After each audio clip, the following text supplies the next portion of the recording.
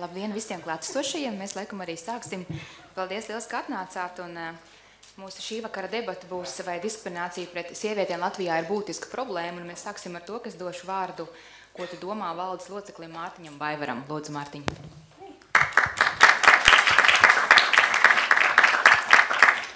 Sveiki visiem! Liels prieks, ka jūs esat iedušies šo pasākumu. Man ir liels prieks, ka tik daudziem no jums šī tēma liekas interesanti. Un es arī noteikti sagaidu ļoti interesants debats, kuras izgaismos šo tēmu.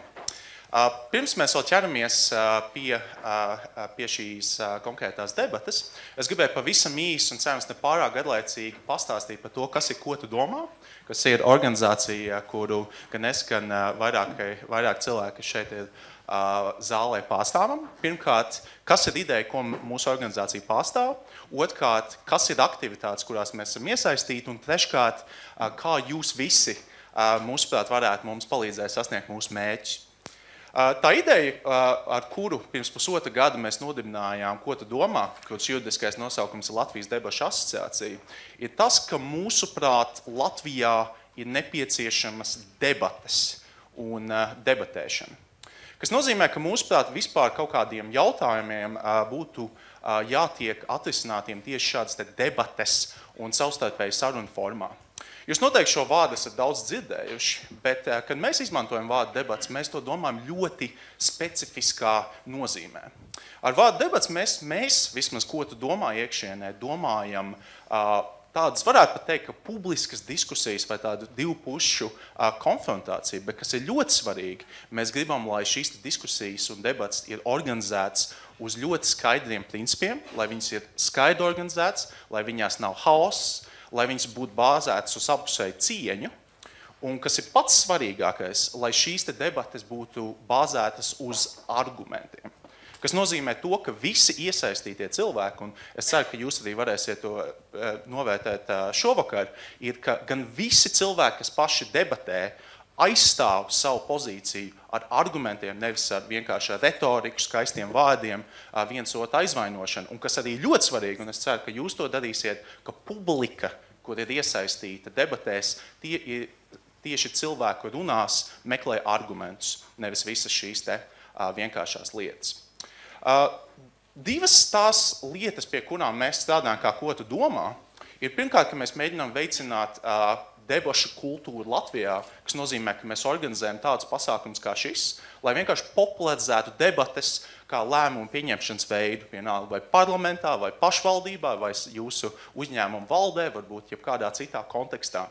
Papildus šādām publiskām debatēm mēs arī, piemēram, sadarbojamies ar laikrakstu Ir, kur mēs organizējam interneta online debats. Jūs varat iet augšā ir.lv, laikam tagad ir.lv šķērsvīta debates, kāds viņam laikam nosaka domēnu. Un mēs arī darām tādas lietas, kā organizējam radio debates sadarbībā ar Latvijas sabiedrisko mēdīju, jeb konkrēti jauniešu radio, Radio 5. Otra tāda lielā mūsu darbības joma ir, ka mēs mēģinām veicināt debates un debašu kultūru jauniešu vidū. Un tas nav kaut kas, ko mēs esam pilnīgi jauni izdomājuši. Tas ir pārbaudīts modelis, kas strādā pārsvarā anglosakšu valstīs, Austrālijā, Lielbritānijā, ASV. Mēs mēģinām parūpēties, lai izglītības iestādēs, tā skaitā vidusskolās un it īpaši universitātēs, cilvēkiem būtu iespēja apgūt šīs pamat argumentācijas un kritiskās domāšanas spējas, kas nozīmē, ka mēs organizējam dažādas debašu akadēmijas, kur pasniedzēji māca šos pamatdebašu pamatprincipus. Mēs mēģinām veicināt debašu klubu attīstību universitātēs. Un pašlaik mēs arī strādājam pie mācību materiālu bāzes latviešu valodā video formātā, lai cilvēki arī tiešām varētu apgūt, kā izskatās labs arguments, kā uzstāties publiski, kā neļaut sev piemuļķot ar sliktiem argumentiem. Kā jūs visi varētu mums palīdzēt? Man šķiet, ka jūs varētu palīdzēt abās divās jomās. Pirmkārt, skatieties to, kas notiek šeit šovakar, un palīdziet mums izplatīt šo ziņu par to, ka debates ir kaut kas interesants un kaut kas foršs. Kas nozīmē, lūdzu, pierakstieties šajā mailing listē, šajā lapā, kas ceļo apkārt. Lūdzu arī sekojiet mūsu aktivitātēm, Ko tu domā, Facebook, Twitter un citās vietās. Un tiešām sakiet cilvēkiem, ka tā ir aktivitāte, kurā vērts iesaistīties. Bet otrais, un kas, manuprāt, ir pats svarīgākais, mūsu izglītības aktivitātēm mēs vienmēr meklējam līderus. Mēs meklējam līderus, kuriem šī debašu ideja liekas interesanta, un kuri būtu gatavi savās universitātēs vai arī savā pašvaldībā, varbūt savā novadu skolā attīstīt šo debašu kultūru. Tas nozīmē vai nu darbojoties kā mentoriem, vai palīdzot uzsākt debašu klubu, vai organizējot publiskās debatas, mēs ļoti novērtētu jūsu atbalstu. Ja jums šķiet, ka tas ir kaut kas, ko jūs gribētu darīt, droši pienāciet pēc šīs debatas vai man, vai mūsu izpildirektora Evijai, un pasakiet, un es ceru, ka mums izdosies veiksmīgi sadarboties. Bet citādi, lai forša debate, es noteikti to ļoti gaidu. Paldies, Lielas Mārtiņam. Redzējāt, cik viņš argumentēti izstāstīja visus faktus, tas jau ir viens no debašu paraugiem. Redzējāt, sākumā man būs 3 lietas, ko es jums pateikšu. Ja? Es arī pie viņai mācīties, tāpēc es šim pievēršu uzmanību. Bet šokar mēs sāksim šo debati. Man īsti tāds ieves no manas puses, es vienīgā varbūt vai biežākās reizes, kad es domāju par diskrimināciju un gender balance, tā varētu teikt, Latvijā, ir, kad es skatos raidījumu Sastrēguma stundu. Pēc, ka nedaru ļoti bieži, bet cik man ir sanācis redzēt, tad pārsvarā tur vienmēr lielākā daļa ir vīriešu. Neesmu veikusi kontentu analīzi, bet esmu gatava darīt ar šampanieti, ja kāds vēlas, ka tomēr vairākums viesu ir bijuši vīrieši, varbūt izņemot vakardienas debati, kur vairākums bija sievietes. Tā kā viens no populārākiem raidījumiem, un jau tur redzam, ka ir šie vīrieši. Bet vai tā ir problēma, tad šovakar arī debatēsim, izstāstīšu, kā notiks debates. Tātad mums ir nosacīta 2 komandas, 6 cilvēki kopā, 3, kas uzskata, ka šī ir problēma, un 3 cilvēki uzskata, ka šī nav problēma.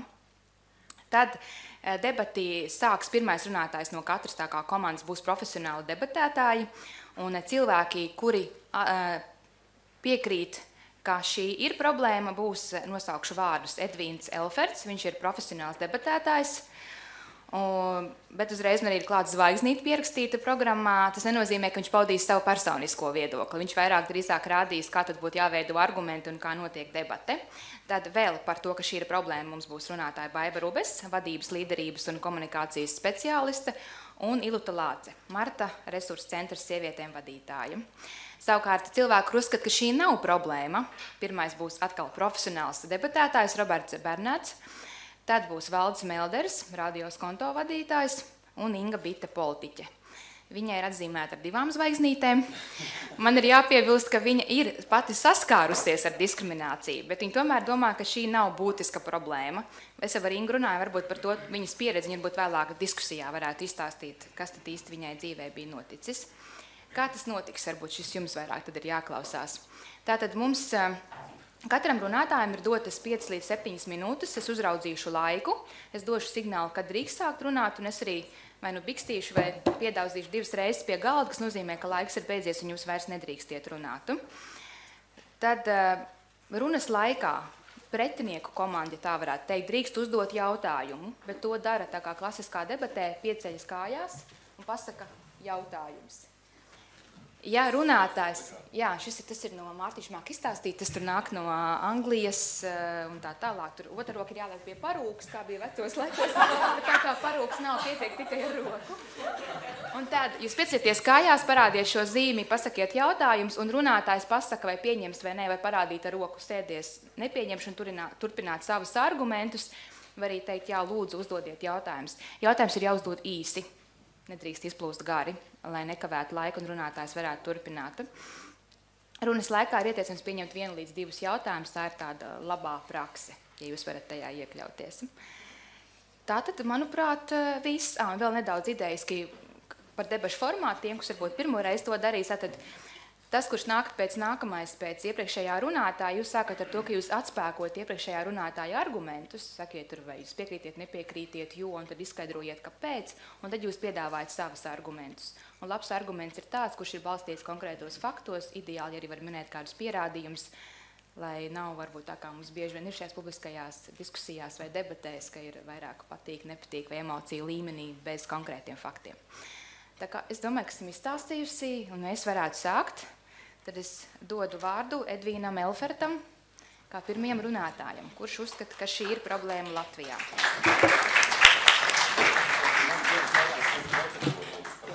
Jā, lūdzu. Par procedūru.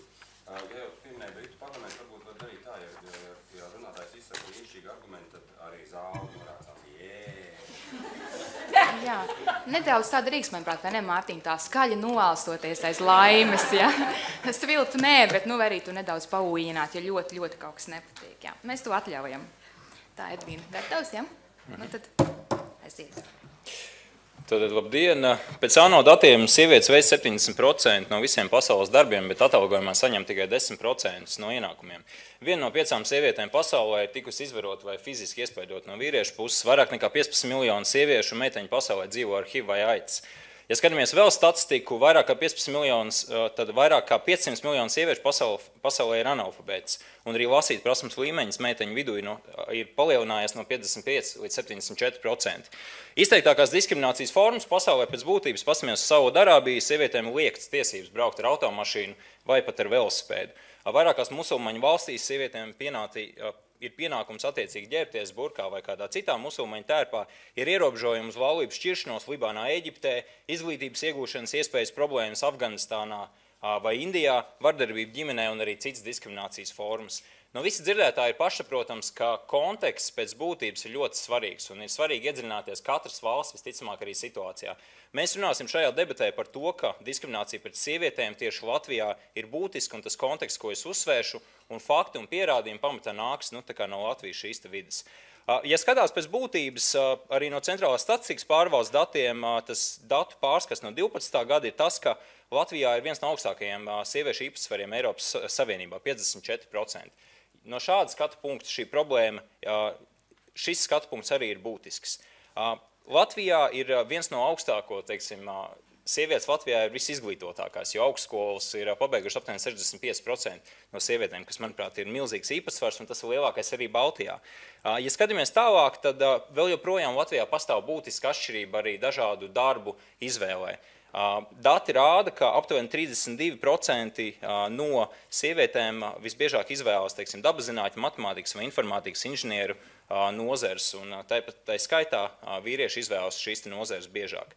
Ja skatāmies mazliet vēsturē, 1., 2. un 3. saimā nebija nevienas sievietes. Šobrīd skatoties, sieviešu īpatsvars ir pieaudzis un ir arī pēdējie dati, kur, pieņemsim, 10. saimā 21% no ievēlētiem deputātiem bija sievietes un 11. saimā bija 23%. 88% no Latvijas pedagogiem ir sievietes. Es esmu pats strādājis skolā, es biju viens no 6 vīriešiem skolā un aptuveni 54 cilvēku kolektīvā. Statistiski tas tieši parāda, ka tie ir 12%. Līdz ar to, pat ja mēs redzam, ka sievietes Latvijā ir izglītotākas, viņas ir iespējams, viņas ir arī vairāk, tikai tādēļ, ka mums ir arī prezidenti un saimnes spīkeri bijušas sievietes, tas nenozīmē, ka mums šajā brīdī Latvijā nepastāv būtiskas problēmas. Ja skatāmies tālāk, sabiedrībā arī ir dažādi viedokļi, un sabiedrības viedoklis savā ziņā ir tās polarizēts. Jo, teiksim, pēc 15. gada 7. mārta plašsaziņas līdzekļos pieejamiem datiem, ko ir, teiksim, veicis SKDS, mēs redzam, ka pilnīga dzimuma līdztiesību Latvija atzīst 42%, un šis skaits attiecīgi tie, kas ir pret, ka mums nav īstā dzimuma vienlīdzības Latvijā, katru gadu pieaug. Līdz ar to mēs runāsim par šo situāciju, par to, kas notiek Latvijā. Vēl mazliet dati, bērnu aprūpē aptuveni 1/3 bērnu aug tikai ar mātēm. Ir problēmas ar bērnu apgādāšanu, problēmas ar alimentu maksāšanu, cits problēmas arī ar lēmumu pieņemšanu valstī, jo, ja mēs skatījāmies, kā es iepriekš nosaucu, teiksim, datus par to, cik mums sievietes ir saimā un ministrs kabinetā, tad šis sieviešu viedoklis iespējams proporcionāli netiek līdzvērtīgi pārstāvēts. Debatē, kā ierasts, kā pirmais runātājs, varbūt nosaukšu arī dažas definīcijas tā, lai mēs netērētu laiku uz to visu debats laikā un runātu par līdzīgiem jēdzieniem. Šajā debatē, es teiktu, ir 3 jēdzieni, kuri jānodefinē, kurus tiek izmantot. Tad pirmais, ko mēs vispār saprotam ar diskrimināciju. Un šajā debatē diskrimināciju mēs sapratīsim jebkāda veida, pirmkārt, tiesību ierobežošanu. Šajā gadījumā konkrētām dzimumām, no vispārējiem principiem, kārtības, kas ir atšķirīga, iespējams pazemojoša. Un otru mēs skatīsimies, ka diskriminācija varbūt arī no tādas psiholoģiskas skatu punkta, tā ir spēja uztvert kādu vienu atsevišķu sociālu grupu savādāk nekā citu. Un otra lieta, kas ir nepieciešams, ko arī savā ziņā tā pieteikt, ir to, kas ir problēma. Problēma pēc būtības ir tas, ka tas ir praktisks uzdevums, kas ir jārisina, kas ir jāpēta un kam iespējams ir nepieciešama arī kāda risinājuma. Problēmas tas pamatprincips parasti ir tāds, ka viņu var izmērīt, viņi ir pietiekami specifiski un ierobežot laikā. Tad mēs runāsim par diskrimināciju tieši tagad, mēs runāsim par ļoti konkrētiem arī faktiem, un šajā gadījumā tieši par vairāk uzsvers uz šo dzimumu līdztiesību. Un svarīgi arī definīcija, kas tad ir īsti dzimumu līdztiesība, lai mēs visi būtu uz tādu vienādiem principiem. Un tā ir situācija, kad sievietēm un vīrietim tiek piešķirta vienāda sociāla vērtība. Un ka viņiem ir vienlīdzīgi pieeja resursiem, vienlīdzīgas iespējas politiskajā, ekonomiskajā un sociālajā sfērā. Tad mēs nerunāsim par tādu bioloģisku vienlīdzību, jo skaidrs, ka šajā brīdī mēs visi zinām, ka sievietes spēj veikt vairākus uzdevumus vienlaicīgi. Un jo no šāda skatu punkta mēs visi domāt, tad skaidrs, ka viņam atalgojumam arī jābūt lielākam. Tā kā tās situācijas nav, tad es uzskatu, ka šeit ir problēma. Es savā runā tad iezīmēšu 3 argumentus. Tātad, pirmais arguments par to es paskatīšos, vai vispār sievietēm Latvijā savā ziņā tādas vienlīdzīgas tiesības un vai dzimumu līdztiesība likumdošanā tiek ievērot vai netiek ievērot. Otrā būs par tādu sociālo-ekonomisko vienlīdzību, kur arī ir iespējams novērot arī diskrimināciju. Un trešais arī paskatīsimies, ja mums laiks atvēlēs arī par stereotipiem, pēc būtības sabiedrībā par sieviešu un vīriešu tātad lomu. Tad tā pirmā lieta, vai sievietēm Latvijā ir vienlīdzīgas tiesības, un vai mēs redzam arī kaut kādu dzimumu līdztiesību pēc būtības arī likumdošanā. Ja skatāmies skaidrs, ka tāda vienlīdzība pēc būtības nepastāv nekur. Eiropas Savienībā par to daudz diskutē arī Latvijā. Šī diskusija ir svarīga. Līdz ar to no 90. gadu arī sākuma, ka Latvija iegūst neatkarību, ir daudz lietas, kas ir veikts un patiesībā ir arī pilnveidotas pēc būtības arī politikā, lēmumu pieņemšanā, kur ir vairāk arī iesaistījušās sievietes un tā. Latvijas konstitūcijas atvērsmes 91. pants nosaka to, ka Latvijā visi cilvēkiem vienlīdzīga likuma un tiesas priekšā. Tātad, principā, tā ideja par to, ka diskriminācijai nevajadzētu būt, ir ierakstīts arī konstitūcijā, kas ir tāds pamata fundamenta dokuments, uz kā balstās visa, es teiktu, šī mūsu valsts. Vienlīdzības princips ir noteikts arī dažādos normatīvajos aktos. Tas ir izglītības likumā par to, ka ir atļauts cilvēkiem iegūt izglītību neatkarīgi no rases, sociālā stāvokļa un arī dzimuma šajā brīdī. Tas ir noteikti citos arī sporta likumā par to, ka definē vienlīdzības princips iesaistīties sportā, jaunatnes likumā un tā tālāk. Ja skatāmies šobrīd pēc būtības, kā tas izskatās arī Eiropas Savienības līmenī, visai likumdošanai pamatā ir jāiet cauri dzimumu vienlīdzības prizmu, kur katru likumu nodefinēt, ir jāskatās, vai viņš ir atbilstoši attiecīgi dzimums vienlīdzības principiem vai nav. Un pēc būtības tātad. Bet, ja skatāmies uz situāciju Latvijā, tad mums nav īpašas likumdošanas, kas būtu, teiksim, noteikti pretdiskriminācija pēc būtības vai arī noteiktu dzimumu vienlīdzību tiesību aktos, kas ir problēma pēc būtības, jo tikai tādēļ, ka mums ir likumos noteikts, ka mums var būt vienādas algas līdzvērtīgas, tas nenozīmē, ka mēs varam līdzvērtīgi diskutēt par visiem faktiem. Es domāju, ka šeit arī droši vien būtu jābeidz, piedod, Edvīna, bet ir jau pār 7 minūtēm. Jābeidz. Paldies, es ceru, ka Paldies. Es varbūt uztaisīšu tādu mazu īsu nobeigumu. Tātad, tas, ko es izdarīju šajā debatē, no tiem 3 argumentiem, ko es gribēju sākt, es izstāstīju tādu vienu garāku ievadu, kas ir fundaments debatē, nodefinēja jēdzienus. Un arī izstāstīju pēc būtības, kā tad izstāst šīs likumdošanā dzimuma līdztiesība pēc būtības. Un šajā gadījumā ir vēl virkni argumenti, kas ir svarīgi šajā debatē. Tajā pat brīdī arī par dažādām sociālajām lomām. Es ļoti ceru, ka nākošie runātāji arī, es pat nešaubos, tam arī pievērsīsies un teiks. Un līdz ar to šajā brīdī, balstoties to, ko es esmu pateicis, es tiešām uzskatu, ka diskriminācija Latvijā ir būtiska problēma. Paldies! Paldies! Paldies mūsu pirmajam runātājam Edvīnam, un tagad mums nāks tā kā nostīt opozīcijas komanda, kas uzskata, ka tā nav problēma, un to pārstāvēs Roberts Bernāts. Varbūt, ka mēs varam darīt tā, ko jūs sakat debatētāji, tad, kad ir pagājuši 5 minūtes, es piesitu vienu reizi, lai jums ir tāda sajūta, ka jāapaļojas, ja? Un tad 2 reizes ir jābeidz. Un ieteikums sākt uzreiz ar secinājumiem vai pagūtas uz to? Nē, īsās debatēs tu sāc un beidz ar secinājumiem. Jā, Robert, pareizi? Piedod, tu uzņemšu laiku. Aiziet, varam. Dāmas kungi, protams, ir paradoxāli, ka es kā vīrietis aizstāvēšu pozīciju par to, ka šī nav problēma Latvijā. Bet katrā gadījumā pēc būtības pilnīgi piekrīt visam, ko Edvīns saka. Bet, kā jūs paši zināt, šī debates tēma ir saprast, vai tā ir būtiska problēma. Un, lai saprast, ka tā ir būtiska problēma, mums jāsaprot konteksts. Jo no vienas puses mēs zinām, ka tā ir, ka diskriminācija pastāv gan Latvijā, gan Eiropas Savienībā, gan jebkurā pasaules valstī. Bet, kā vienmēr, mēs vēlamies sev salīdzināt pret labākajām pasaules valstīm.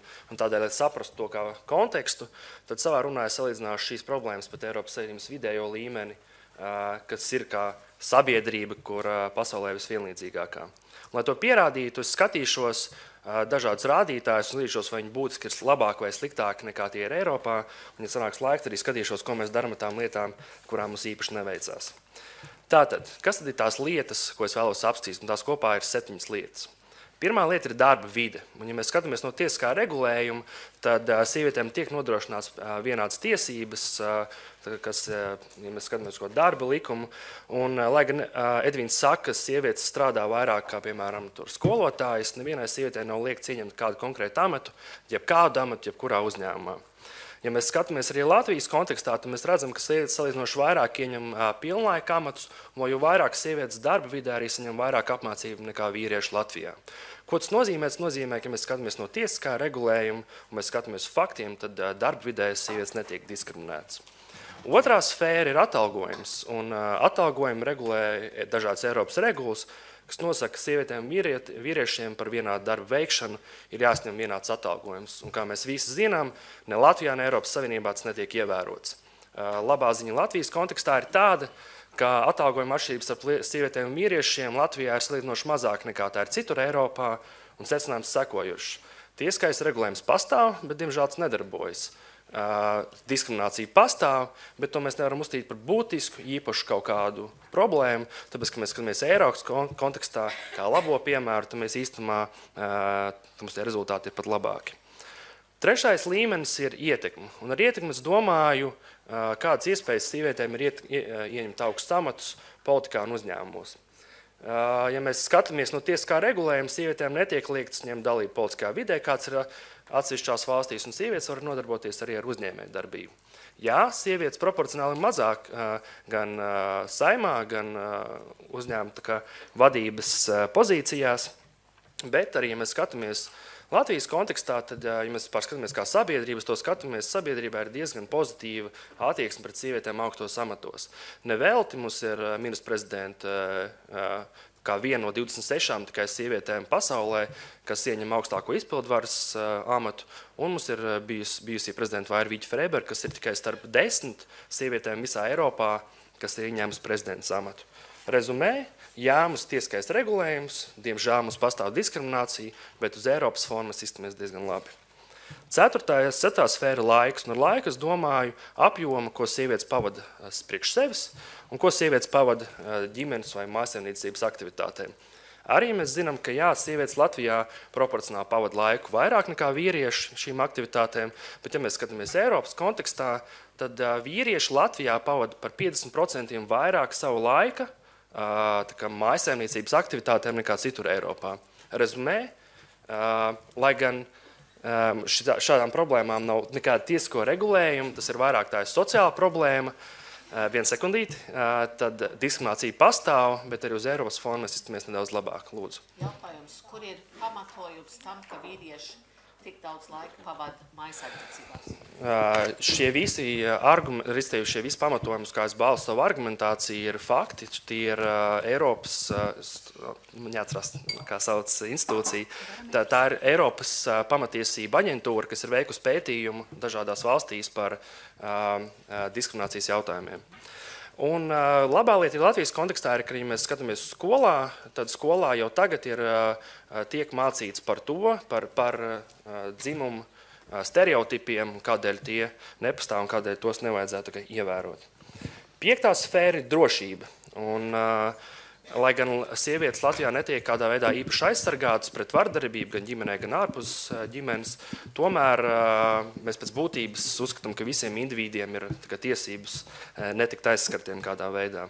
Arī šī gadījumā, ja mēs skatāmies Eiropas kontekstā, tad mēs neizceramies īpaši slikti, mēs esam tikai nedaudz zem vidējā līmeņa. Arī šeit mēs varam rezumēt, ka tiesiskā vide ir atbilstoša, mums ir organizācijas, kas par to cīnās, diskriminācija, diemžēl, pastāv, bet uz Eiropas fonā mēs iztumies labi.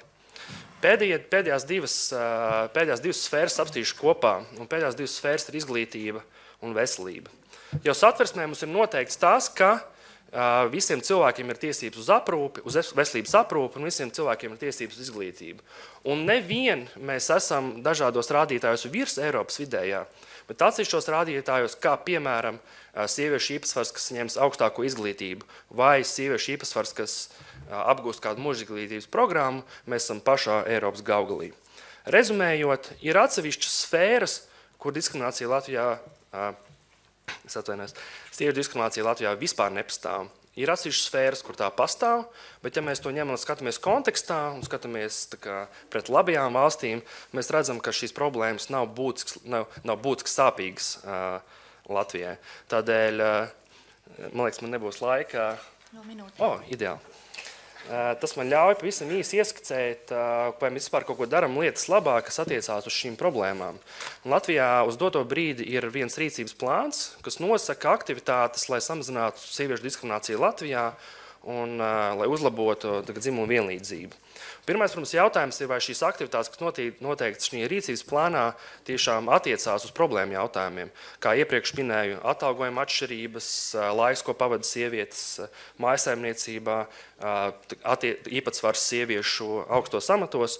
Un īsa atbilde ir jā, aktivitātes, kas noteikti šajā rīcības plānā, tiešām ir tendēts uz šo problēmu jautājumu risināšanu. Otrais tāds visam īsais jautājums ir, vai mums ir pamats domāt, ka tās aktivitātes tiešām tiek īstenotas, un ņemot vērā iepriekšējo rīcību plānu rezultātus, signalizācija man piekrīt, ņemot vērā iepriekšējo rīcību plānu rezultātus, tā tendence ir tā aina diezgan optimistiska. Rezumējot manu runu, es vēlētos teikt, ka jā, sieviešu diskriminācija Latvijā tiešām pastāv un būtu ļoti drosmīgi to oponēt, bet ja jautājums ir, vai tā ir būtiska problēma, es teiktu nē, jo ir sfēras, kurās mums ir ļoti labi rezultāti, ir sfēras, kurās mēs ļoti labi izskatāmies uz Eiropas fona, aktivitātes, kuras tiek vērstas, tiešām ir vērstas uz problēmu jautājumu risināšanu, un ir diezgan liels optimisms mums domāt, ka šīs aktivitātes tiešām sasniegs plānotos rezultātus. Paldies! Paldies Robertam! Tagad mūsu nākamā pozīcijas komandas dalībniece Baiba Rubes, kur atspēkos iepriekš dzirdētos argumentus un piedāvās savus. Tūlīt, Baiba. Paldies! Varam.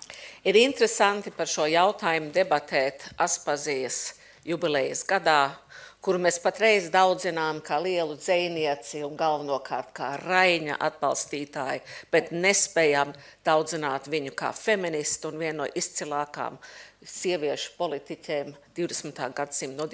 gadsimta sākuma. Līdz ar to mans iepriekšējais runātājs ārkārtīgi labi ir izcēlis pamatu faktus par to, kāda ir sievietes pozīcija mūsdienu Latvijā un mūsdienu Eiropā, bet viņas secinājumi ir galīgi aplami. Es gribētu sākt ar, man būs 3 punkti, kuriem es gribētu pieskartos. Pirmkārt ir sieviete darba vietā, otrā kārtā lielie globālie sieviešu diskriminācijas jautājumi un kā tie attiecās uz Latviju, un beigās par gara un fizisko nabadzību. Ja runājam par darba vietām, tad, protams, statistiski izskatās jau nāvīgi labi Latvijā, un es droši vien esmu viena no parādes piemēriem, kāpēc tik labi izskatoties ar tām sievietēm Latvijā. Tomēr, ja mēs skatāmies uz atalgojumiem, es neticu, ka viņi ir vienlīdzīgi. Ja jau Sony Studios ar lielākām zvaigznēm pasaulē, Hollywood filmām valda diskriminācija, man ir pietiekami daudz zināms par to, kādā veidā veidojās algas privātajos uzņēmumos un nesen nedaudz arī valsts uzņēmumos, un es domāju, ka tas, kādā veidā mēra atalgojumu, lai gan likumiski, ir viens un tas pats, parasti, kad nonāk pie rīcības, mēdz būt drusku citādāk. Un sievietes pēc dabas nav tāda paša rakstura caursitējas kā vīrietis, kad runā par atalgojumu, līdz ar to parasti tiek zemāk atalgotas. Otrā kārtā ir vispārīgi zināms, ka profesijās, kur ir pārsvarā sievietes, mēdz būt vispārīgi zemāk apmaksātas, un tāpēc arī kotējās zemāk kā pienācīga profesija vīriešiem. Skatāmies uz mūsu lielām masām ar skolotājiem, māsiņām, tiesnešiem, administratīvo personālu un tam līdzīgi, kas 90% laika parasti ir sievietes, nevis vīrietis. Tātad dienas beigās arī sieviete tiek faktiski citādāk atalgota lielā fonā nekā vīrietis. Ja mēs skatāmies uz to, kas notiek darba vietā, Latvijā diskriminācija notiek aiz slēgtām durvīm, nemanāmi un bez patiesas vēlmes un iespējām pretoties tam, kas notiek. Latvijā ļoti daudz vīrieši arī ir vadītāji. Viņi mēdz savu tā dēvēto vīrišķumu izpaust ar mobbingu, ar bullyingu, ar daudzām citām tāda rakstura izturēšanām, par kurām nerunā. Jo cilvēkam, kas ir 99% no laika sieviete, ir bailes zaudēt savu darba vietu. Jo sieviete parasti Latvijā pārsvarā uztur ne tikai savu ģimeni, savus bērnus, bet arī vecākus un ļoti bieži arī savus vīrus. Ja mēs skatāmies pašās beigās par sievieti, kas ir lēmēja, vai tas būtu politikā vai uzņēmēja darbībā, iespējams arī kultūrā, par to es mazāk zinu, tad ir ļoti interesanti, ka ļoti kā runā par lēmumu pieņemšanu. Un tā ir man vislielākā valodnieciskā fascinācija. Runā par to, ka tu pieņemi lēmumu sievišķīgi vai vīrišķīgi. Vīrišķīgi, protams, izklausās labāk, krietnāk, taisnāk, izlēmīgāk. Kam ir sievišķīgi? Kas to lai zina? Un šī valodnieciskā diskriminācija vies cauri arī attieksmei par sievietēm, kas ir lēmējis īpaši, lēmējis ļoti augstās pozīcijās. Nu, runāsim par vispārīgo jautājumu. Margaret Atwood cienījamā Kanādas rakstniece ir teikusi, men are afraid that women will laugh at them, women are afraid that men will kill them. Vīrietis baidās, ka sieviete viņu izsmies, sieviete baidās, ka viņu nogalinās. Un es domāju, ka šī arī klusā diskriminācija ir vietā. Mums ir ļoti vardarbīga sabiedrība, un par šos vardarbību patiesībā nerunā atklāti. Vai tas ir bullying darba vietā, jeb sievietes, kuras tiek piekautas un sazin, kas vēl cits, par ko nerunā un ko mēs pieņemam. Tā ir fiziska diskriminācija pret sievieti visklājākā veidā. Otrā kārtā, Austrum Eiropa ir pazīstama ar to, ka mēs eksportējam sievietes, tā dēvētā sieviešu tirdzniecībā. Tā ir diskriminācija pret sievieti, kurā ieskaita arī prostitūcijas jautājumus. Tad nonākam līdz nabadzībai, gara un fiziskai nabadzībai. Man jāteic, ka ja man būtu jāsaka, kas ir būtiskākā problēma Latvijā, tā ir nabadzība, pavisam klāja nabadzība. Un nabadzība parasti skar sievieti. Jauna sieviete, veca sieviete, jebkurā vecumā sieviete, bet pārsvarā nabadzība mūsdienās skar sievieti. Tā, manuprāt, ir visgrūtākais jautājums, ar ko jātiek galā, un man šķiet, ka arī vīrietis un likumdevējs par tam nepievērš pietiekam uzmanību. Un pašas beigas ir gara nabadzība, kāda mums ir diskriminācijā. Un tā gara nabadzība ir attieksme pret sievieti ikdienā, ir attieksme pret jaunām meitenēm, ja vecām kundzēm ikdienā. Jā, pavērs durvis, kas ir šausmīgi skaisti. Jā, 8. marts ir sieviešu dienas, tā īsti neatceros, jo man viņi nešķiet tik būtiski, atvedīs puķis. Jā, uzsaukt šampanieti, kaut kas nopietnas būs noticis. Bet patiesībā tas jau nav nopietni. Jo tad, kad vajag palīdzību sievietei, vientuļām mātēm, kam vai no ir mazie bērni, ja vientuļās mātes, kas sēž viens pašs mājās, vīrietis nav klāt, un lielākā daļa vīriešu, arī tā skaitā tas tā milzīgā vīriešu jūra, kas ir Saeimā, neredz, kādā veidā šo jautājumu atrisināt. Un tādā ziņā tā ir tāda klusa nabadzība un ārkārtīga klusa diskriminācija. Es beigšu ar Simone de Beauvoir labajiem vārdiem.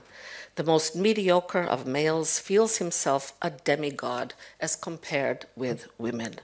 Visvidēvējākais vīrietis sevi saskat kā pusdievu, kad salīdzina sevi ar sievieti. Es tam piekrītu pēc idejas, bet, protams, mēs esam stiprākas. Paldies, Lielas, par brīnišķīgo runu. Es domāju, ka nākamajam runātājiem būs zināms izaicinājums, un tas būs Valdis Melderis. Valdi, tavi pretargumenti un arī savi argumenti.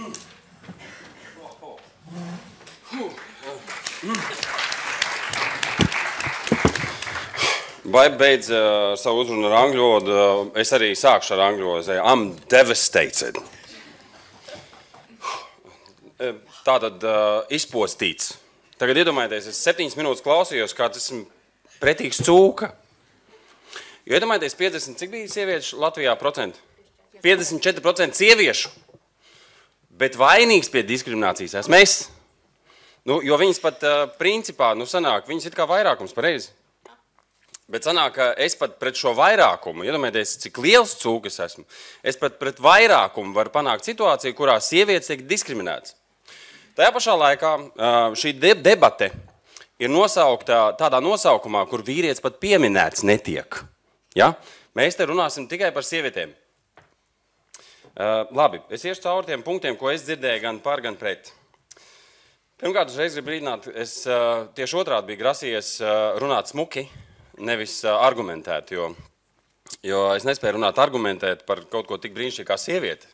Jo, nopietni, godvārds. Es saprotu, ka dažas sievietes šeit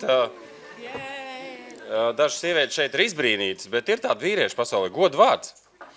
Otra lieta, es runāšu tikai un vienīgi balstoties uz personīgo pieredzi, jo es neticu ne Britu zinātnieku pētījumiem, ne Eiropas Savienības pētījumiem, jo tas notiek kaut kur tur ārā. Un bieži vien šos pētījumus pasūta konkrētas organizācijas, kurām ir konkrēti mērķi. Pierādīt, kaut kādu viņuprāt aksiomu, kur atliek tikai savākt faktus klāt. Tātad, runājot par savu pieredzi. Es pamazām sliku depresijā klausoties Vaibas teikto, jo izrādās, ka es dzīvoju kaut kādā burbulī. Es skatos apkārt un, es esmu redzējis dažus neveiksmīgus piemērus, bet ja mēs runājam par vairākumu, attiecību un vairākumu amatu, ar kuriem man nācies saskarties, es redzu, ka vadītāji ir sievietes, kuras pašas sev nosaka algas, tāpēc, ka viņas lielākoties ir īpašnieces. Tas ir tajā biznesa daļā, kur es strādāju. Tā ir izklaide, tie ir mēdīji. Sievietes ir tās, kuras pasaka, vai tas vīrietis saņems to lielāko algu vai nesaņems. Vai arī viņa pati saņems lielāku dividendu daļu vai nē. Tad es teiktu, ka sievietes, manuprāt, ir brīnišķīgi izdarījuši to, ko sauc par pašdiskrimināciju. Jā, mēs varam runāt par diskrimināciju, bet tā ir pašdiskriminācija. Padomājiet, kāpēc sieviete labprātāk saņem mazāk nekā vīrietis? Tur ir zināms pamats, jo jūs ļoti labi zināt, ka ir tā saucamais komfortablais atalgojums. Tātad, ja ir pa maz ir slikti, ja ir pa daudz, ir paaugstināts stress, paaugstināta atbildība, cilvēkiem ir daudz dažādas profesionālas slimības, hroniskas slimības, viņi mirst ātrāk, un kurš mirst ātrāk, un kurš cieši no šīm hroniskajām slimībām, tās nav sievietes. Jo viņas tomēr ir iekārtojušās tā, ka viņām ir iespēja vairāk laika pavadīt kopā ar ģimeni, viņām ir iespēja mājās noteikt, kā notiks lietas. Un ja mēs te runājam, piemēram, par tādu lietu kā drošību, pamēģini 8. martā neapsveikt savus darba kolēģis vai savu dzīvesbiedreni. Pamēģini. Kā vīrietis var justies drošs, ja viņš nepilda to, ko no viņa sagaida? Kā lai viņš jūtas drošs? Par kādu drošību mēs runājam? Tātad viennozīmīgi es gribu pateikt, ka ja mēs runājam par jebkuru dzīves jomu, ja mēs runājam par profesionālo jomu, ja mēs runājam par to, kas nosaka lietas ģimenē, piedodiet, bet man jāsaka, ka es parasti tikai un vienīgi izpildu to, ko no man sagaida. Tālāk, ja mēs runājam, piemēram, par vienlīdzību, tātad ņemam vērā šos pašus 54% sieviešu, vai mums vispār kā vīriešiem ir iespēja diskriminēt sievietes, ja mums nav vairākums. Un bieži vien nav vairākums kaut vai izglītības sistēmā. No kurienes tad nāk šī vīriešu izraisītā diskriminācija? Lai gan iespējams es maldos, varbūt mēs tiešām šeit runājam par sieviešu pašdiskrimināciju. Tad par stereotipiem runājot. Stereotipus bieži vien, piemēram, ka es dzirdu joks par blondīnēm, bieži vien to stāsta blondīnas, ne jau vīrieši tur. Vīrieši atstāsta to, ko viņi ir dzirdējuši. Un, nu tā, es teiktu, kāds galvenās lietas, ko es gribēju pateikt, es pateicu, runājot arī par to pašu darbu un atalgojumu.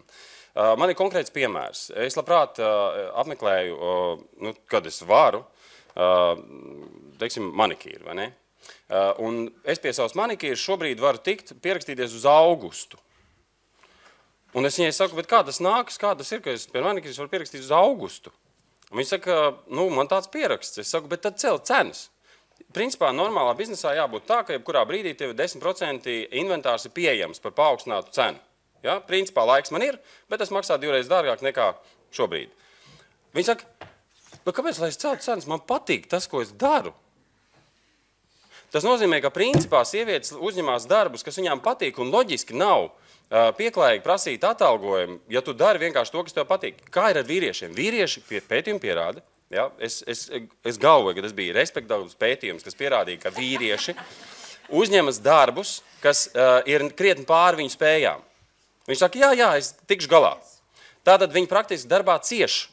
Loģiski, ka viņi grib saņemt kompensāciju par ciešanām, kamēr sievietes tiešām dara to darbu, kas viņām patīk. Un ir gatavs to darīt par mazāku atalgojumu, tāpēc tur ir gan nauda, gan bauda. Un runājot par skolotājiem, es teikšu godīgi, es jūtos no izglītības sistēmas diskriminēts. Tāpēc, ka ja skolotājs sievietes nebūtu gatavs strādāt par tik zemu atalgojumu, es varētu atļauties strādāt skolā, ko es šobrīd nevaru. Tāpēc, ka tur ir tik zemas algas. Nu, lūk, tāpēc, ko es ar to gribēju teikt, ka mīļās meitenes, laipni lūgtas. Es jebkurā brīdī būšu gatavs jūs atbalstīt, ja vien jūs vēlēsieties kaut ko no tā visa, par ko šeit notiek runa. Paldies! Paldies! Paldies, Valdim, par runu. Tagad vērts mūsu nākamajiem runātājiem no pozīcijas puses, kuri uzskata, ka ir problēma. Iluta Lāce no Marta resursu centra sievietēm. Tad Iluta, tu sāc ar to, ka tu atspēko Valdi un tad piedāvā atkal savas, ja? Jā, paldies. Es gribētu teikt, vēsturiski tā ir izveidojies patiešām, ka šo diskrimināciju pret sievietēm uztur gan sievietes, gan vīrieši, jo vienkārši strukturāli šīs te sabiedrības un stereotipi šo vidi ir tādu izveidojuši. Un patiešām tas tā arī ir, kad šīs diskriminācijas un šīs struktūras tiek uzturētas neapzināti. Un kādā veidā tas arī notiek, kas veido šo par būtisku problēmu Latvijā, kaut vai piedzimst meitenīt un piedzimst zēns. Nu, piedzimst bērns, principā piedzimst bērns, tātad cilvēks. Kāds ir pirmais jautājums? Puisītis vai meitenīte? Pirmais jautājums. Un tiklīdz mēs uzzinām puisītis vai meitenīti, mainās intonācija, mainās vēstījumi, ko mēs dodam, ko mēs sagaidām, kad izaugs liels, ko darīs un tā tālāk. Un tas ir no ģimenes puses, tas ir no sabiedrības puses, tas ir arī no izglītības sistēmas puses. Un arī joprojām, nu, tā kā mēs gribētu teikt, ka jā, skolā mums ir, nu, tā kā vide, kur mēs runājam par dzimumu diskrimināciju un tā tālāk, vienlaicīgi joprojām ir ļoti daudzas skolas, kur kokapstrādi apgūst puiši, savukārt meitenes raujās ar šūšanu un ēst gatavošanu. Proti vienādas prasmes un vienādas iespējas šī vide nav nodrošināta. Tā ir, un kas, protams, arī veicina šie te stereotipi un gaidas, viņi arī veicina to, ka mēs veidojam šo zemāko vērtību sievietēm sabiedrībā, proti, kā mēs redzam, darba tirgū, viņu darbs ir zemāk atalgots nekā vīriešiem, viņas ir jomās, kas atkal ir zemāk atalgots, un pat jomās, kur viņas ir zemāk atalgots, un jomās, piemēram, kā izglītība un veselības aprūpe, kur mēs tā kā redzam ļoti daudz sievietes, tomēr vadošajos amatos un vadošajā līmenī, kā to apliecina pētījumi, ir vīrieši. Tā kā, un tas darbs, kur mēs tā kā saredzam tiešām sievietes lomu, piemēram, mājasaimniecībā ar bērniem, tur mēs redzam ļoti daudz sievietes. Jā, lūdzu. Man ir sekojušs jautājums. Esmu sieviete, kas tiešām vēlās darīt kaut kādu konkrētu darbu un nevēlās strādāt mājās. Kas man to liedz darīt? Tiesiski patiešām mums ir, mums ir šīs iespējas radītas un daudzām censonēm, kas nav noslogotas ar bērniem un kurām ir vairāk brīvā laika resursus un tā tālāk, ir iespējas kaut kur izrauties, vai viņas var norganizēt to, ka, piemēram, ir kas bērnus pieskat vai savādāk, ja tu gribi uz kādu konkrētu amatu vai vēl kā savādāk, bet viņām tas prasa divu tik lielākas pūles un ir vajadzīgi ļoti spēcīgi veselības resursi, ļoti spēcīga atbalsta sistēma, lai to visu panākt un izdarīt. Viņām tas maksā dubultā. Līdz ar to, piemēram, no Padomju Savienības laikiem daudzām sievietēm ir sliktas atmiņas, jo jā, tiesiski viņas varēja braukt ar traktoru, bet tad, kad viņas atnāca mājās, visi darbi, kas saistījās ar māju, arī bija uz viņu pleciem. Un līdz ar to, diemžēl, Latvijā tas veido šai dzimuma līdztiesībai tādu negatīvu pieskaņu. Vēl viena lieta, es nezinu, vai jūs pamanījāt, bet vasarā mums bija tāda interesanta saruna ar publiska diskusija ar ģenerālu prokuratūru. Varbūt kāds var pacelt roku, kas pamanīja. Paldies! Tātad tiem, kas nepamanīja, es vienkārši atgādināšu, šajā sarunā mums bija, Marta norādīja, ka Saeimā paustie apgalvojumi, kas nāca no ģenerāla prokuratūras puses, kad ir gadījumi, kur sievietes pašas ir atbildīgas par vainojums par viņu izvarošanu, tā kā nav korekti, un, lai tā kā ģenerāla prokuratūra atvainojās, ko viņi nedarīja, neuzņēmās atbildību, un no amata neviens arī neatkāpās, kas, es domāju, arī ļoti raksturo Latvijas vidi un parāda, ka tā ir būtiska problēma, ja sievietes ir atbildīgas par to, ka viņas izvaro. Ne tā saģērbusies, ne to iedzērusi, bet pati vainīga. Un vēl viena lieta, ja topā mēs esam daudzās lietās, mēs tā kā esam arī pozitīvi izceļamies, tad ir viena lieta, kur mēs negatīvi izceļamies, ko parāda pētījums, Eiropas Savienības cilvēktiesību pamataģentūras pētījums, ka 39% sieviešu vecumā no 15 līdz 64 gadiem atzīst, ka viņi savā dzīvē ir saskārušās ar seksuālo un fizisko vardarbību. Un to apliecina tas, ka mums katru dienu centrā Marta ir zvani un nāk sievietes, un šogad arvien vairāk un vairāk. Tā kā, tas, ka sievietēm nav īsti tiesības uz savu ķermeni, tas ir fakts, un tā ir būtiska problēma. Un tas, ka sieviešu tiesības uz ķermeni grib ierobežot Latvijā, un tas, ka politiskā vide kļūst arvien naidīgāka sieviešu tiesībām Latvijā, to arī tie, kas seko līdzi politiskiem notikumiem, ir ievērojuši. Es domāju, mēģinājumu iegrožot sieviešu tiesības veikt abortu, ir viens apliecinājums, tāpat tās arī daudz citi mēģinājumi. Tā kā, es gribētu uzsvērt to, ka sieviešu diskriminācija Latvijā ir būtiska problēma. Vēl 2 minūtes. Paldies, Ilutē. Mūsu pēdējā runātāja šajā debatē būs politiķa Inga Bite. Lūdzu, Inga.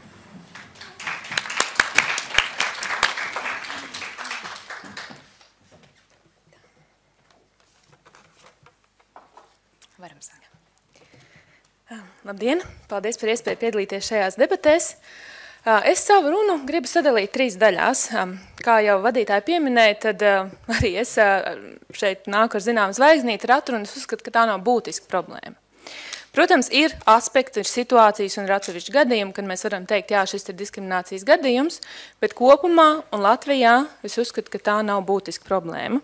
Un to es pamatošu ar 3 argumentiem. Pirmais arguments būs, kā jau te ir arī izskanējis, kā attiecībā pret Eiropas Savienības vidējo līmeni Latvija nebūtu nav tajās sliktākajās pozīcijās un diezgan daudzos rādītājos faktiski pārsniedz Eiropas Savienības vidējo līmeni. Citēšu European Institute for Gender Equality Index rādījumu. Sieviešu līdzdalība darba tirgū Latvijā ir 83,2%, vidē Eiropas Savienībā 76,6%. Sieviešu līdzdalība ekonomiskajās sfēras pozīcijās Latvijā 38,3%, Eiropas Savienības vidējais 29%.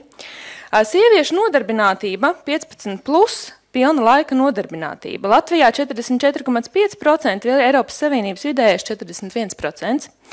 Darba dzīves ilgums sievietēm Latvijā 34,4% gados, es atvainojos, Latvijā 34,4%, vidējais Eiropas Savienībā 31,6%.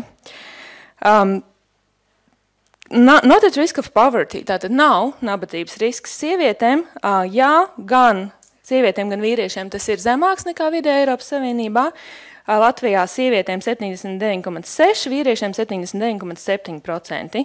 Vidē Eiropas Savienībā ir mazliet virs 80%, bet kāpēc es pieminu vīriešu? Tāpēc, ka šeit nav runa par sievietēm vai vīriešiem, šeit ir runa par to, ka mēs vispār kā cilvēki Latvijā, diemžēl, esam vairāk pakļauti nabadzības riskam, un tā gan ir problēma, kas ir jārisina. Nākamais, sievietes, kuras nodarbojas ar ēst gatavošanu, tāds ļoti stereotipiskais rādītājs. Jā, Latvijā ir vairāk, 82% pret Eiropas Savienības vidējo 77%, bet paskatāmies vīriešus, kas nodarbojas ar ēst gatavošanu. Latvijā 43%, vidējais Eiropas Savienībā tikai 24%. Sievietes, kuras ir ministru pozīcijās, Latvijā 24%, vidē Eiropas Savienībā 25%. Sievietes, kuras ir parlamentā, Latvijā 22, nu te ir runa par iepriekšējo parlamentu šie statistikas dati, vidē Eiropas Savienībā 23. Sievietes, kuras ir valdē lielākajos uzņēmumos, Latvijā 23, Eiropas Savienības vidējais 12. Sievietes, kuras ir lēmumu pieņemšanas pozīcijās centrālajā bankā, Latvijā 21, Eiropas Savienības vidējais 18. Lūdzu. Arī vēlētos datus. No vardarbības aptuveni Eiropas padome ir veikusi pētījumu, un Latvijā arī līdzvērtīgi varētu būt, ka ir cietuši vismaz 1 no 4 sievietēm. Latvijā, ja mēs skatāmies, krimināla tiesības neizdala vardarbību ģimenē kā īpaši noziedzīgu nodarījumu veidu, līdz ar to, vai tā nav problēma? Paldies par jautājumu. Protams, vardarbība nav attaisnojama ne pret sievieti, ne pret vīrieti. Ja pret 1 no 4 sievietēm ir izdarīta vardarbība Latvijā, tas nav attaisnojami un ir jāsod varmākas. Es gribētu dzirdēt arī statistiku, pret cik vīriešiem ir izdarīta vardarbība. Un vai nav tā, ka arī pret 1 no 4 vīriešiem ir Latvijā vardarbība? Un vardarbība ir problēma kā tāda, līdzīgi kā nabadzība ir problēma kā tāda. Tam es pilnībā piekrītu. Otrs arguments, ko es gribētu vēl pieminēt, ir sieviešu un vīriešu līdztiesības attiecības. Proti, lai arī zēni un meitenes piedzimst aptuveni vienādā skaitā, zēnu skaitam pat mazliet pārsniedzot dzimušo meiteņu skaitu, vecumā pēc 30 gadiem šī proporcija mainās. Un 80 gadu vecumā vīriešu proporcija ir samazinājusies vairāk kā 2 reizes. 80 gadu vecumā vīrieši Latvijā ir tikai 23%, salīdzinot ar 87%, acīm redzot, procentiem sieviešu. Attiecīgi, vīriešu paredzamais mūža ilgums ir būtiski mazāks par sieviešu paredzamo mūža ilgumu. 2013. gadā dzimušai meitenei ir izredzes nodzīvot līdz 78,9 vai, teiksim, 79 gadu vecumam, kamēr 2013. gadā dzimušam zēnam ir iespēja nodzīvot par 10 gadiem mazāk, līdz tikai 69 gadu vecumam. Statistikas dati rāda, ka sievietēm Latvijā biežāk ir augstākā izglītība, un tas jau šeit ir izskanējis, un faktiski tātad lielāks un plašāks iespējas arī darba tirgu. Vīrieši strādā ilgākas darba stundas, turklāt vairāk nekā sievietes vienkāršās profesijās. Diez vai jūs būsiet daudz dzirdējuši par sievietēm krāvējām, sievietēm celtniecēm. Protams, tādas ir, un juridiski viņām ir iespējas šajās profesijās strādāt. Darba meklētāju vīrieši Latvijā ir vairāk nekā darba meklētāju sieviešu. Vīrieši ievērojami biežāk slimo ar dažādām atkarībām un ar tām saistītām slimībām, un 3 reizes biežāk mirst no ārējiem nāves cēloņiem. Vīrieši 7 reizes biežāk par sievietēm izdara noziedzīgus nodarījumus, un diez vai kāds to dara, tāpēc, ka ir ļauns pēc dabas vai aiz labas dzīves. 2012. gadā cietumā ir 3909 vīrieši un tikai 287 sievietes. Vīriešu skaits, kas Latvijā izdara pašnāvības, ir vairākas reizes lielāks par pašnāvības izdarījušu sieviešu skaitu. 2011. gadā Latvijā pašnāvības izdarījušas gandrīz 100 sievietes un 400 vīrieši. Lai arī jāatzīst, ka vīriešu vidējais atalgojums joprojām ir augstāks par sieviešu vidējo atalgojumu, tomēr sociālajos pabalstos sievietes saņem vidēji būtiski vairāk, kas rada nevienlīdzīgu attieksmi. Lūdzu īsi.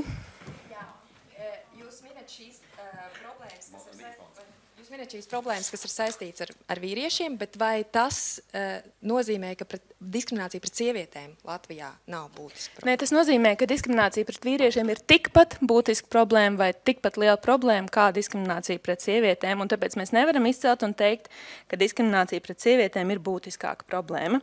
Tā kā man ir palikusi tikai pusminūte, es diemžēl nepaspēšu pateikt pilnīgi visu, ko es vēlējos, taču es gribētu pabeigt ar vienu citātu, un es lūkšu jūs mazliet atļaut man to atrast. Ar vienu citātu no Rubes kundzes teiktā 2013. gadā. Šī ir publiski pieejama intervija, un katrs ar to var iepazīties. Dzīvē ir jāsaprot, lai kaut ko darītu, vienmēr kaut ko par to maksāsi. Un te ir tas mūžīgais jautājums, kas ir sievietes uzdevums tevi zem saules? Jo ilgāk dzīvo, jo vairāk nonāk pie secinājuma, ka sievietei tomēr ļoti daudz nozīmē bērnu radīšana. Kādā vecumā to dara, tā, protams, ir katras pašas izvēle. Tas ir tāds izteikts sievišķīgs jautājums, cik tu atdod karjerai un kā mēģini sabalansēt darbu un ģimenes dzīvi. Bet viena lieta, un to es varu teikt droši, jo esmu visu pasauli izstaigājusi, sievietei šobrīd ir lielāks un plašāks iespējas kā jebkad. The world is your oyster, pasauli ir tava auster, atver to. Un otrs, ja sieviete grib savā dzīvē stabilu ģimeni un arī strādāt, šodien tik daudz, kas tavu dzīvi atvieglo. Arī vīrieši daudz vairāk piedalās ģimenes dzīvē. Taču galvenais nauda un materiālā labklājība nav viss. Apstājies un pasmaržo rozes. Paldies! Paldies tev, Stingai! Tāds nedaudz pat romantiskās noskaņās mēs beidzām vai poētiskās.